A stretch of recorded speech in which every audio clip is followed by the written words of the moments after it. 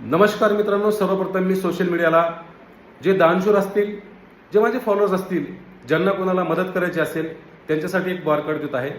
Barcode याच्यासाठी देत आहे मित्रांनो की नागपूर इथे जोपर्यंत शेतकरी असतील, दिव्यांग असतील, मच्छीमार असतील, मेंढपाळ असतील यांच्या मागण्या मान्य होत नाही तोपर्यंत आम्ही नागपूर सोडणार नाही.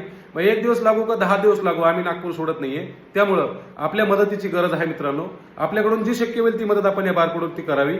वंदनीय बच्चूभाऊ यांनी आव्हान केलेलंच आहे की आपल्याकडून जे डाळ असेल, तूर असेल, गहू असेल, मूग असेल, जे असेल आपण घेऊन यावं, कारण तिथून आम्हाला उठायचं नाहीये. जोपर्यंत सरकार आमच्या मागण्या मान्य करत नाही तोपर्यंत आम्ही उठणार नाही.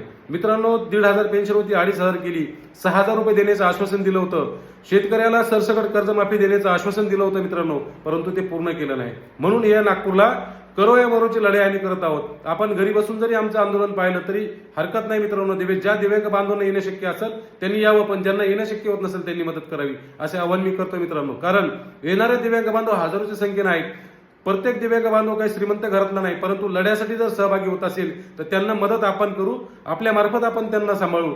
जितके दिवस लागतील तितके दिवस जे काय अन्न लागेल, धान्य लागेल, जे आपण आपल्या येणाऱ्या सोशल मीडियाच्या वर्गणीतून आपण तिथं मित्रांनो ते दान करूया असं आव्हान मी तुम्हाला करतो. आपल्याकडून जे होईल ते आपण करावं. जर होत नसेल तर वाईट कमेंट करू नका.